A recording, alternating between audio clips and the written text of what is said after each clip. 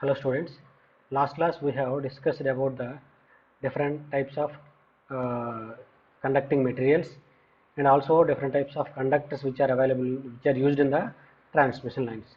Now we are going to discuss about the transmission line parameters. Now we are going to discuss about transmission line parameters. So there are different types of transmit line parameters are there. That is three types of transmission line parameters are there. One is resistance and inductance and capacitance. Now we are going to deeply discuss about the resistance, inductance and capacitance of the particular transmission line. So the transmission of electric power is done by three-phase, three-wire overhead lines. So the constants of the AC transmission line is R, L and C. So these R, L, C is distributed over the length of the transmission lines. So resistance and inductance and capacitance is distributed over the length of the transmission lines. Next one, the performance of these the lines are depends upon these constants of transmission line like R, L and C. The performance of the transmission line depends upon the R, L and C. So now resistance of the transmission line. So it is the opposition of the conductor to current flow.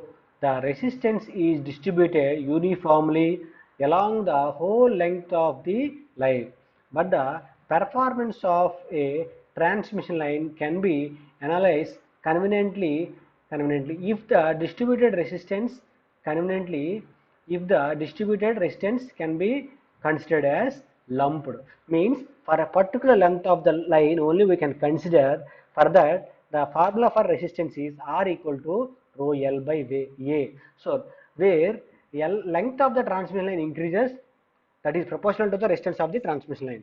So when the length of the transmission line increases, resistance of the transmission line is increased.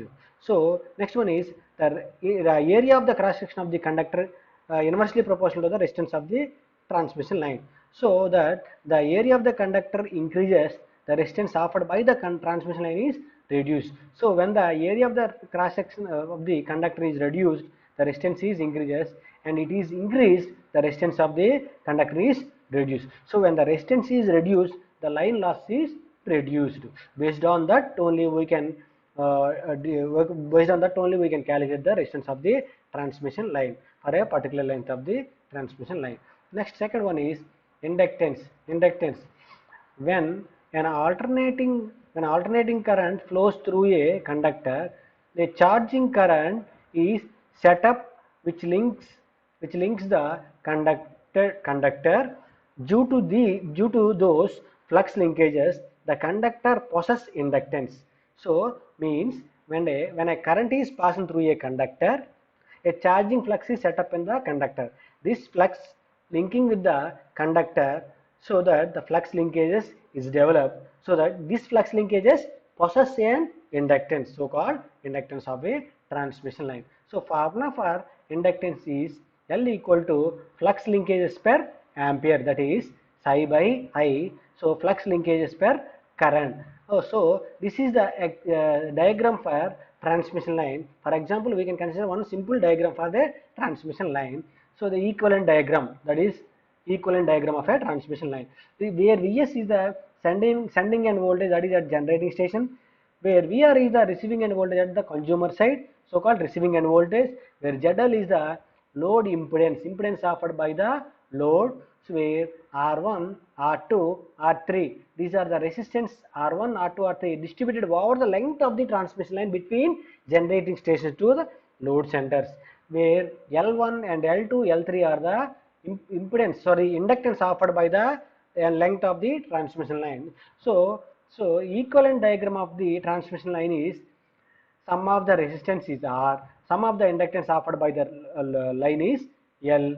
So current through the transmission line is I, where Vs is, we know Vs is the sending end voltage, Vr is the receiving end voltage, ZL is the load impedance, that is impedance offered by the consumers, that is load. Next one, third one is capacitance. So any two conductors of an overhead transmission line are separated by air which acts as an insulation. Therefore, the capacitance therefore capacitance exists between any two overhead line conductors. So the formula for capacitance C equal to charge per potential difference Q, that is Q by V, units is farads, where C is the charge per unit, V is the potential difference. So next, this is the equivalent diagram of the transmission line offered by the capacitance. So where between the capacitance offered by between these two lines, so called C1 for a particular length. So the capacitance is distributed over the length of the transmission line, so that we can consider a particular length of the transmission line. For that, I can consider for a particular length of the transmission line is capacitance existed between these two lines is C1. Next one is for a particular other length C2 or some other length C3 up to so on.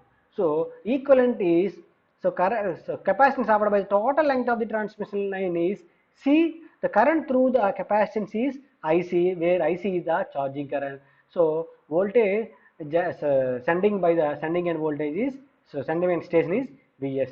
So the country has been divided into 5 regions. The country has been divided into 5 regions. One is northern, western, eastern, southern, and northeastern power distributions. So in the first class, I have given brief details about the AC power supply system. Now we are going to analyze, revise that particular AC typical power system. For example, I can consider only a particular length of the transmission line for a small length or a small generating station. So for this, this is the GS is the generating station. The generated voltage, by example, we can consider the generated voltage is 11 kV. In the there are this transmission line can be divided into different parts. One is primary transmission line, secondary transmission line, third one is primary distribution and secondary distribution system. So in the primary distribution, the nearby the generating station, we can locate one substation. The main component which are used in the substation is transformer. By this transformer, we can step up the whatever the voltage which is generated by this generating station can be step up to high voltage. For example, here I can consider 33 kV only. We are assuming that the 11 kV to 33 kV. Again, we can use other transformer. By this transformer, we can step up from 33 to 132 kV. Again, we can step up by using other transformer. We can step up 132 kV to 33 kV. 33 kV we can step down. So again we can step down from 33 kV to 400 volts, that is 3 phase, to the consumers which are there in the load side. So the whole transmission line can be separated into 4 categories. One is primary transmission, secondary transmission, primary distribution, and secondary distribution. So in the olden days, most of the generating station generation and distribution is and utilization is DC. There is some disadvantages which are present in the DC. We know for every system having its own advantage, likewise some disadvantages are there. Likewise, AC, when we are using DC, some advantages are there, like some disadvantages are. When we are using AC, like some advantages are there, some disadvantages are there. We can compare DC and AC transmission line. So first we need to consider DC transmission line. So DC have some advantage, like first one is DC requires only 2 conductors only. So second point, no inductance, no capacitance, no phase displacement is there in DC, and also no surge problems in the DC transmission lines. Third point is better voltage regulation. So voltage regulation is better in whereas in DC. So fourth point is no skin effect which are present in the DC when we are using DC transmission. So fifth point is less corona and interference with communication lines. And sixth advantage is less stress on insulation. There is no stress on the insulation when we are using DC transmission line. These are the 6 advantages when we are using DC transmission line. Next one is disadvantage of DC. I already told you that for every system having its own advantage, some disadvantage. Based on our requirement only, we can adapt the DC or AC. So for that only I can segregate into advantage as well as disadvantage. Disadvantage of DC is Generation is AC, means most of the generating station nowadays, most of the generation is AC generating station, there is no DC. So second point is no step up and step down step down of voltage are available. So there is no device for stepping up and stepping down the voltage levels based on our requirement. Then we are using DC transmission lines. For that we go for AC transmission line. So here also AC also having some advantages, likewise some disadvantages are there. AC transmission line advantages is the power can be generated at high power can be generated at high power. So second point is maintenance of AC substation is easy and cheaper. And third advantage is the AC voltage can be stepped up and stepped down by transformer. I already told you that there is a device for stepping up and stepping down the voltage. That device is called transformer. So for the transformer is heart of AC power system. By using transformer, we can stepping up the voltage and stepping down the voltage. I already explained in the schematic diagram of the AC power system.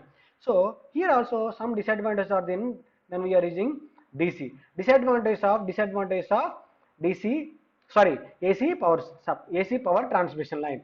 First disadvantage of the AC transmission is it requires more copper.